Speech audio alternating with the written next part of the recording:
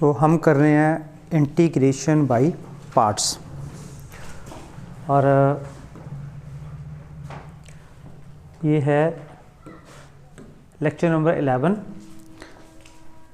पिछले कल हमने कुछ फार्मूले किए थे कि इंटीग्रेशन बाय पार्ट्स हम कैसे करेंगे, तो कुछ क्वेश्चन भी हमने सॉल्व किए थे। आज हम आगे और कंटिन्यू करेंगे, कुछ क्वेश्चन लेंगे और तो उससे पहले दोबारा से देख लेते हैं कि हमने जो इंटीग्रेशन बाय पार्ट्स इंटीग्रेशन कर रहे हैं हम, तो उसमें क्या फार्मूला है। हमारे पास दो फंक्शन हैं f(x) और g(x) और बाय पार्ट्स में क्या फार्मूला है कि दोनों फंक्शन आपस में मल्टीप्लाई में है।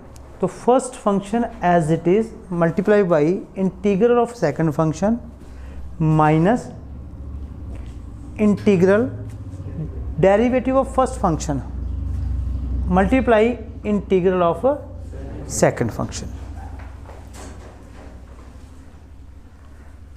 फिर हमने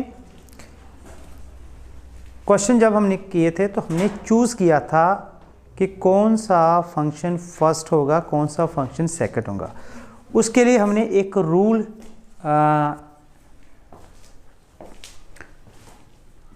यहाँ पे डिस्कस किया था, I late.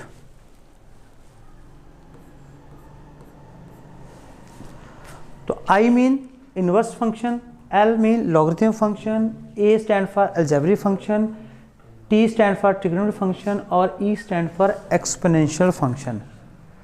I inverse function हो गया tan inverse x, sin inverse x type के, logarithm log x, log 2x, algebraic x के x4, trigonometric function sin x cos x और एक्सपोनेंशियल फंक्शन e की पावर में आएंगे।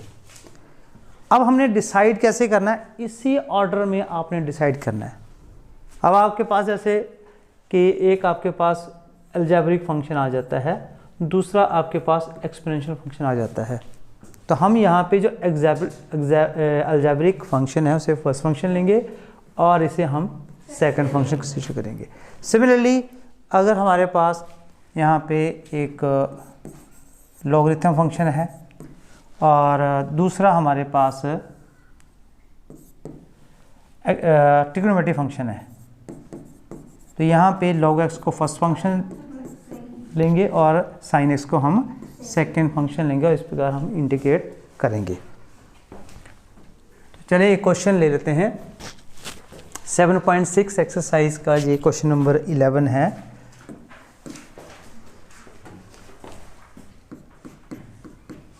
x multiply by cos inverse x divided by 1 minus x square dx।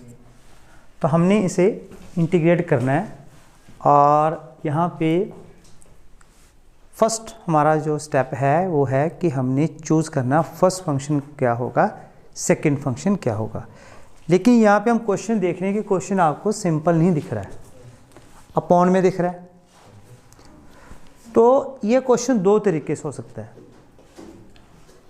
तो पहला जो method है ये है कि आप जैसे cos इनवर्स x एक आइलेट में अगर आप देखिए तो इनवर्स फंक्शन है, तो ये फर्स्ट फंक्शन, और second x upon 1 minus x square जो है वो सेकंड फंक्शन बन सकता है आपका,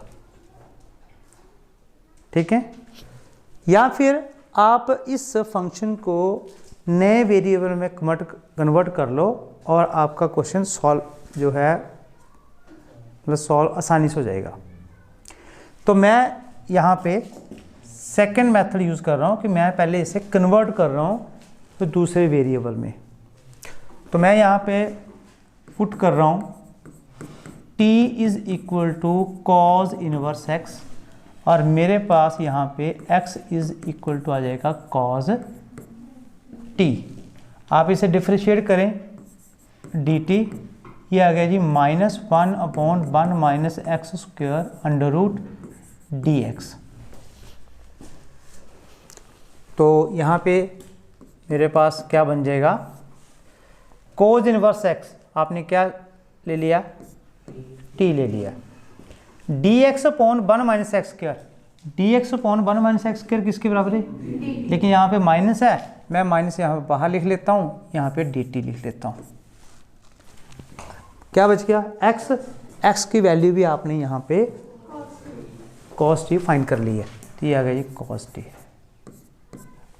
अब क्या ये फंक्शन सिंप्लीफाई हो गया और आप आसानी से इसे बाई पार्ट्स से इंटीग्रेट कर सकते हैं। देखो पहला जो फंक्शन है वो टी है, दैट इज अलजेब्रिक, और ये ट्रिग्नोमेट्री। तो आई लेट क्या कहता है, आई लेट। तो अगर ये दोनों आए आपके पास, एक अलजेब्रिक आ गया, एक ट्रिग्नोमेट्री, तो अलजेब्रिक फंक्शन आपका जो हो फर्स्ट फंक्शन होगा और ये आपका सेकंड होगा आपके पास। This is your first function, this is your second function. तो फार्मूला ऊपर लिखा मैंने, एफ एक्स जी एक्स, यहाँ पे ये एफ एक्स है, ये जी एक्स है। तो f x as it is, t as it is, t as it is multiply by integration of second cos t D t minus integration differentiation of first with respect to t कर रहे हैं हम, यहाँ पे D t है तो with respect to t differentiate, यहाँ पे हम डिफरेंशिएट करेंगे, multiply by integration of g x. तो यहाँ पे जी एक्स कौन है, कॉस टी डी टी, और एक ये आपके पास D T, T as it is बेटा, कॉस टी का इंटीग्रेशन साइन माइनस इंटीग्रेशन, ये कितना आ गया, और कॉस टी का integration sine T D T plus C का। चलो वैसे मैंने यहाँ पे इंटीग्रेशन की नहीं अभी, तो यहाँ पे बाद में करते हैं, ठीक है जी। चलिए नेक्स्ट देखिए, t into sine t minus sine t का इंटीग्रेशन माइनस कॉस टी, तो ये प्लस हो गया, प्लस, तो दिस इज योर आंसर।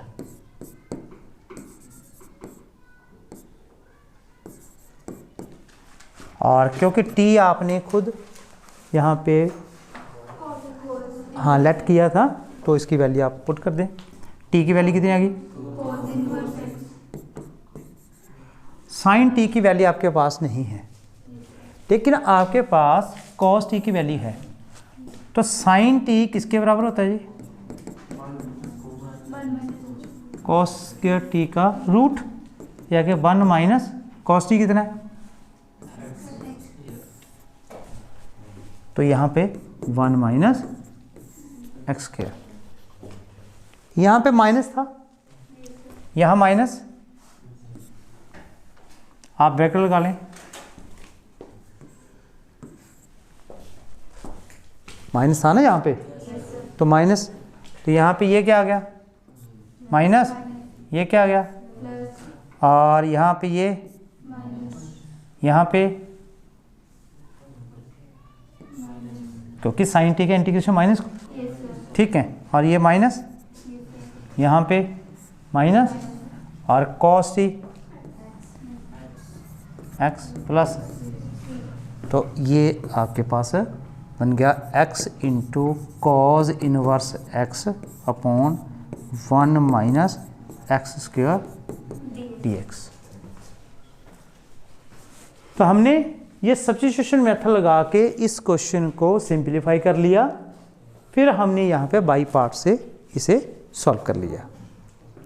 आप इसे डायरेक्ट भी कर सकते थे, जैसे मैंने बताया कि आप इसे फर्स्ट फंक्शन मान लें, इसे सेकंड फंक्शन। यहाँ पे सिर्फ आपको थोड़ी सी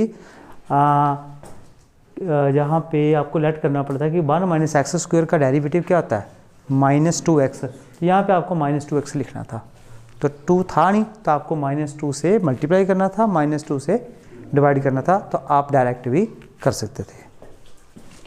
चलिए नेक्स्ट चले, नेक्स्ट देखिए, ये मैंने एक लॉगरिथम वाला क्वेश्चन लिया है। हाँ जी, तो x square plus 1 log x। अब चेक करें कौन कौन सा आपको फंक्शन गिवन है। एक अलजेब्रिक फंक्शन गिवन है और एक लॉगरिथम फंक्शन दिया है, लेकिन इसमें 1 है, +1 है, सिंगल नहीं है आपको, ये x² +1 है।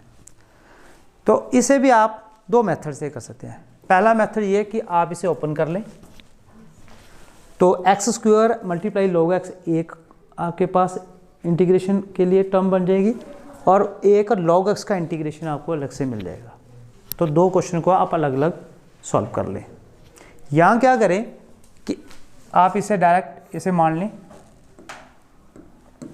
ये फर्स्ट फंक्शन मान लें अलजेब्रिक है और ये लॉगरिथम सेकंड फंक्शन मान लें, तब भी आपका क्वेश्चन जो है वो आसानी से हो जाएगा। देखिए करें जी। First function as it is integration of, हाँ ये मैंने ठीक लिखा, तो फिर आपने बोला ही नहीं, log x। तो यहां पे आइलेट के हिसाब से हमारे पास क्या है,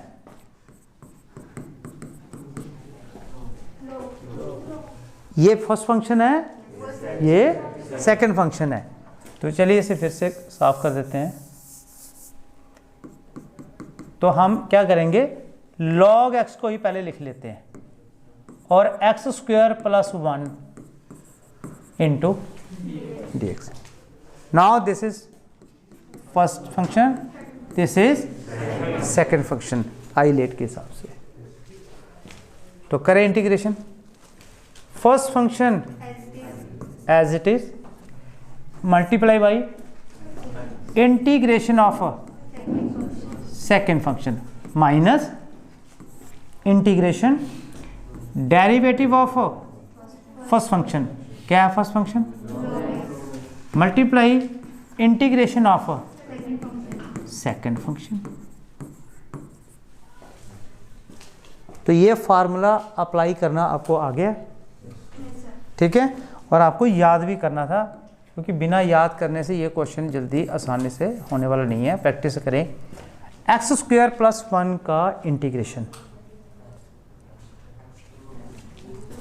x³ + 3 + x और ब्रैकेट में लिख दो माइनस इंटीग्रेशन log x का डेरिवेटिव और ये आ गया x³ / 3 + x मल्टीप्लाई ब्रैकेट में लिख देते हैं dx। नेक्स्ट, हाँ जी, log x x³ / 3 + x minus, यहाँ देखिए x³ और ये x दोनों में से x कॉमन निकलेगा, x³ और x कॉमन निकलेगा, x से x कैंसल, आपके पास यहाँ पे क्या बचेगा x / dx। तो आप इसे अब इंटीग्रेट कर लें। log x as it is x³ / 3 + x as it is, हाँ जी, माइनस x² का डेरिवेटिव की इंटीग्रेशन क्या आ गया नीचे 3 ऑलरेडी 3 है माइनस, क्योंकि माइनस से बाहर तो क्या आएगा प्लस। तो दिस इज योर आंसर। कोई डाउट है? ठीक है, चले एक और क्वेश्चन ले लेते हैं। तो अगला क्वेश्चन लेने से पहले ये एक नया इसमें एक और आपके पास हाँ एक और आपके पास प्रॉब्लम है कि एक और मेथड। क्या मेथड है कि आपको जो इंटीग्रेशन मिलेगी वो किस टाइप का मिलेगा इंटीग्रेंट, यहां ध्यान दो थोड़ा।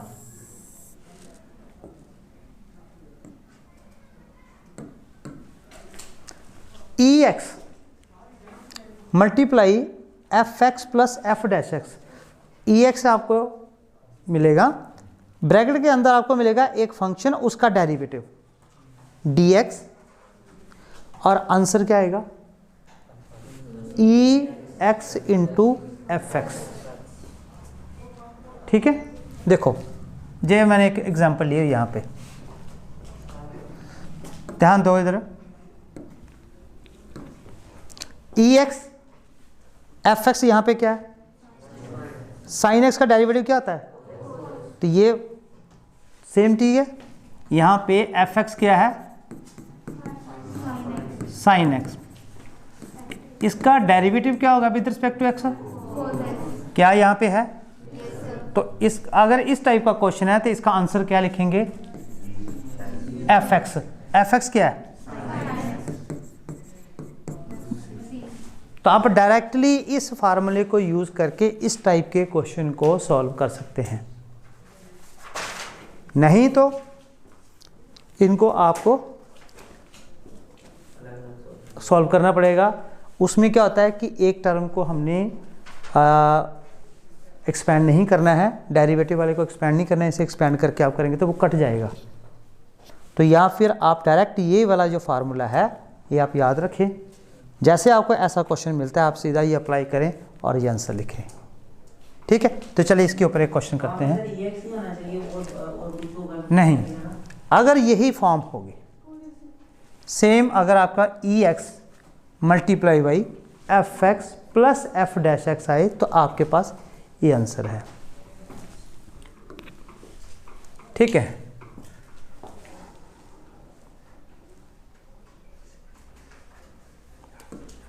चलिए यहाँ फार्मूला ही उल्टा हो गया है। देखिए क्वेश्चन नंबर 19, ई की पावर एक्स बेटा multiply by 1 upon x minus 1 upon x square D x.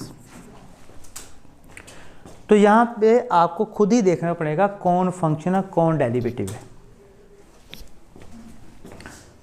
तो यहाँ पे देखिए एफ एक्स क्या है और उसका डेरिवेटिव निकाल लीजिए। 1 अपॉन एक्स को मैं एक्स की पावर -1 लिख सकता हूँ, इसका डिफरेंशिएट करें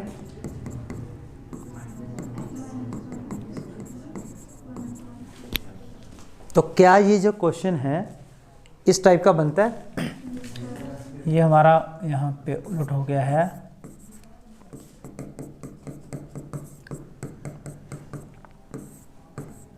क्या ये इस फॉर्म में है। Sorry, this is your F X, this is plus F dash. क्या मैं ऐसे लिख सकता हूँ,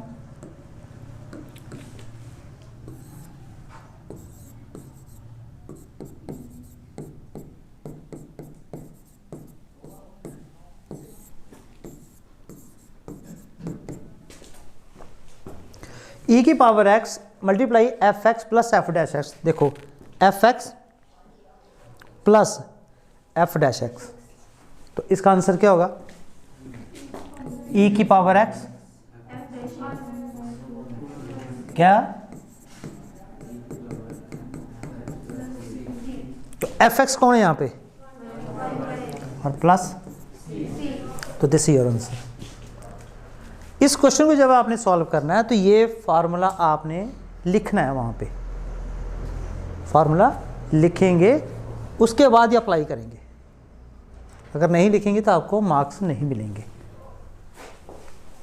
चलिए एक और क्वेश्चन ले लेते हैं।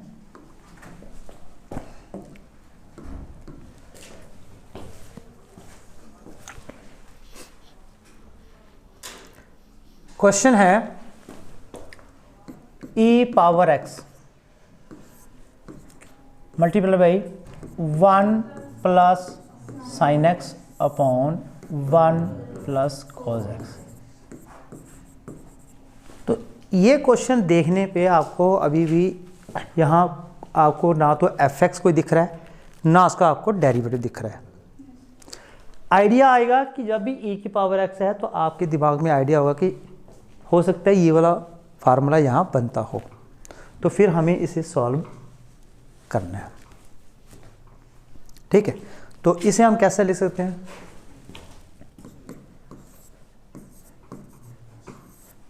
वन प्लस साइन एक्स को क्या मैं ऐसे लिख सकता हूं, cos square x upon 2 plus sine square x upon 2 plus 2 sine x by 2 multiply by cos x by 2। और क्या ये cos x upon 2 plus sine x upon 2 का होल स्क्वायर नहीं बनता? तो क्या मैं इसे लिख सकता हूँ cos x by 2 plus sine x by 2 का होल स्क्वायर, और नीचे 1 प्लस कोज एक्स को क्या मैं 2 कॉस स्क्वायर एक्स बाई 2 लिख सकता हूँ? तो आपको सारे फार्मूले याद रखने हैं, तभी तो बात बनेगी। Cos 2x 2 cos square x minus 1 plus cos 2x is equal to 2 cos square x. होता है फार्मूला? 1 प्लस कोज एक्स है, यहाँ 1 प्लस 2 कोज एक्स है, तो कोज एक्स है, हाफ एंगल है। अगर आपका एंगल हाफ है यहाँ पे, तो जो कॉस स्क्वायर का उसका एंगल हाफ हो जाएगा। अब ये स्क्वायर है, ये भी स्क्वायर है, 2 आप बाहर ले जाएं, e पावर x ब्रैकेट अलग अलग कर रहा हूँ, ये स्क्वायर है, ये स्क्वायर है, कॉमन आ जाएगा। तो क्या मैं इसे cos x upon cos x upon लिख दूँ, कितना आ जाएगा? और sine x upon 2 cos x upon 2 और होल स्क्वायर हो जाएगा। ठीक है, स्क्वायर इसलिए आया कि इसका होल स्क्वायर था, इसका भी स्क्वायर था, मैंने स्क्वायर कॉमन ले लिया, तो यहाँ सिंबल बन गया कोज एक्स अपॉन 2। वो इसके अपॉन गया 1 आ गया, इसके अपॉन गया तो 10 आ गया। ये बन गया a प्लस बी का होल स्क्वायर। बनता है? चलिए, क्या आ गया जी? e पावर x, हाँ जी, ओपन करें, a square plus v square plus 2ab, यहाँ तक ठीक है? मैंने a प्लस बी का होल स्क्वायर ओपन किया है सिंपली। आगे देखिए, 1/2 इंटीग्रेशन e पावर x, हाँ जी। अब ये जो टर्म है 1 plus tan square x by 2, क्या मैं इसे सीकंड स्क्वायर एक्स बाई 2 लिख सकता हूँ? लिख सकता हूँ। आगे plus 2 tan x upon 2 bracket dx लिख सकता हूँ। इस 1/2 का सबके साथ मल्टीप्लाई कर दो, क्या आ गया? Integration e power x bracket. अब मैं क्या कर रहा हूँ कि 1/2 से मल्टीप्लाई कर रहा हूँ, तो मैं पहले इसे लिख रहा हूँ, तो 2 से 2 कैंसिल हो जाएगा। यहाँ पे सिंपली क्या आ जाएगा? tan x बाई 2 और आगे प्लस क्या आ जाएगा? सीकंड के साथ 1/2 आ जाएगा, 1/2 secant square x by 2 bracket close और dx। अब ध्यान दे जी, क्या बेटा जी fx है? हाँ जी, है। tan x को आप fx पुट करें, tan x बाई 2 को, इसका डेरिवेटिव क्या है बेटा? tan का derivative secant square x by 2 और इसका मल्टीप्लाई। क्या ये आपके पास है? 1/2 सीकंड एक्स बाई 2। क्या ये फार्मूला अप्लाई हो सकता है ये वाला? तो ये बन गया fx plus f dash x। तो इसका आंसर क्या आपके पास आएगा? e power x into tan x by 2 plus c। This is your final answer. अब जब मैं यहाँ फार्मूला अप्लाई कर रहा हूँ तो मुझे इसके साथ वो फार्मूला लिखना है। फार्मूला बिना लिखे आप ये आंसर नहीं लिखेंगे, ठीक है? तो चलो इसी क्वेश्चन के साथ हमने जो 7.6 है वो कंप्लीट कर ली है, इंटीग्रेशन बाय पार्ट्स। ठीक है, और नेक्स्ट हमारा जो अब टॉपिक स्टार्ट होगा, क्योंकि जो 7.7 एक्सरसाइज है वो आपके सिलेबस में नहीं है, डिलीटेड है। तो नेक्स्ट हमारे पास अब हम स्टार्ट करेंगे डेफिनेट इंटीग्रल।